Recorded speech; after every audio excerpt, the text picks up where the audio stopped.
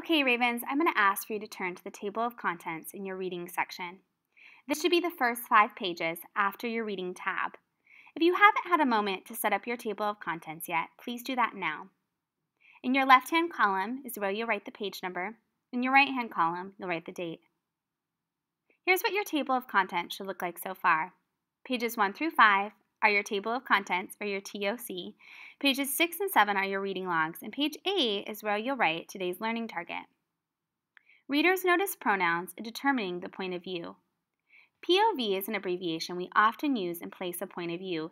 You're welcome to use that throughout the lesson today. Today's date is 2/14.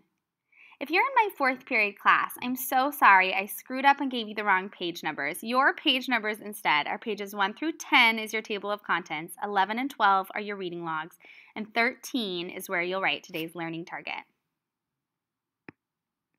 So in this lesson, we're going to learn how readers can notice the pronouns an author is using in determining the point of view.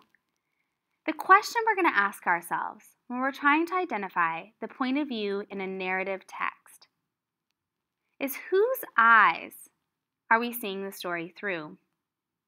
If we're seeing the story through the eyes of one of the characters, the story is being told in first-person point of view. If instead, it feels like we're seeing the story through the eyes of an outside observer, someone standing outside of the story looking in, then the story is being told in third person. The easiest way to decide whether it's first person or third person is through looking at the pronouns being used. A pronoun is a word that we can use to replace a noun. For example, instead of saying Jamal, I can say he. Let's look at a first person example. When I was within an inch of the rim, I let go of the ball, spinning it slightly. I want you to notice that the author is using the pronoun I. I is probably your greatest clue that the author is writing in first person. We are seeing the story through the eyes of one of the characters. In first person, authors use pronouns like I, we, me, and my. Let's look at this same example in third person. When he was within an inch of the rim, he let go of the ball, spinning it slightly. I want you to notice that instead of using the pronoun I, the author is now using the pronoun he. Instead of seeing the basketball game through the eyes of the basketball player, we are seeing this moment through the eyes of someone outside of the story, observing it. I'm going to ask for you right now to turn to the next page in your reading section. This should be page 8 or page 13, right after your reading logs. Title the page Determining Point of View in Fiction. Today's date you'll put in the right-hand corner. 2/14 is today's date. So I'm going to ask for you to take notes on point of view, first person, and third person. Point of view is the lens through which a story is told. The question we're going to ask ourselves is, whose eyes are we seeing the story through? First person is when we see the story through the eyes of a character, and authors in first person use pronouns like I, we, me, and my. Third person is when we see the story through the eyes of an outside observer, and authors use pronouns like he, she, it, him, and her. Take a moment right now and make sure you have all of these notes written down. Let's look at a longer example of first-person point of view. We're going to be seeing the basketball game through the basketball player's eyes. And we're going to look for pronouns like I, we, me, us, my, mine, our, or ours. I glanced at the clock. I had 30 seconds to make the shot. I've got this, I thought. This shot is going to win us this game. I could hear the crowd cheering as I buckled my knees and pushed off the ground. The moment my feet left the ground, everything was silent. I focused on the bright orange rim in front of me. I stretched my arm out. When I was within an inch of the rim, I let go of the ball, spinning it slightly. My fingers curled around the cold metal rim. I heard a glorious swooshing sound as the ball slid through the net. We did it! We won! I shouted, hanging victoriously from the rim. The author is using pronouns like I, us, my, we. All of these pronouns are clues that the story is being told through the eyes of one of the characters in the story. We're seeing the basketball game through the basketball player's eyes. There are many strengths of first person.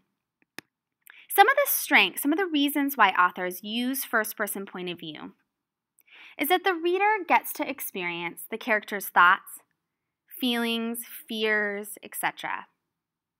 We actually get to see into the character's mind and see their thoughts and their feelings. Because of this, first person often creates a feeling of intimacy between the reader and the narrator. The narrator is the person who is telling the story. We feel connected to the narrator. And because of that, it's easy for us to feel present in the moment. We, as the reader, get to feel like we are there. We are living this moment with the character. There are some weaknesses, however, of first-person point of view.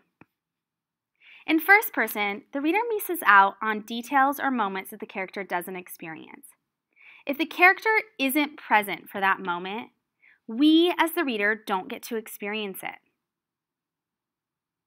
So let's look at an example in third person. This is the same moment in the basketball game, but instead of seeing it through the character's eyes, we'll see it through the eyes of someone watching it. Jamal glanced up at the clock. There were 30 seconds on the clock. "You've got this," a teammate shouted behind him. Remember, I'm noticing pronouns like he, him, his. He buckled his knees and pushed off the ground. His attention was on the bright orange rim in front of him. He stretched out his arm. When he was within an inch of the rim, he let go of the ball, spinning it slightly. His fingers curled around the metal rim. There was a glorious swooshing sound as the ball slid through the net. The crowd erupted. Sorry, that's spelled wrong. Erupted. We did it. We won, he shouted, hanging victoriously from the rim. So the author is using pronouns like him, he, his. All of these are clues that the story is actually being told through the eyes of an outside observer. It's being told in third-person point of view. So why might an author choose third person over first person? The strengths of third person point of view is that the reader gets to experience the story as an outside observer. We get to see the story and kind of watch the story happen as if we were standing outside the story watching it, more like a movie. One of the other strengths that's really important is that we're not limited to the character's eyes. We get to see and experience moments that happen when the character is not present or when the character is not looking.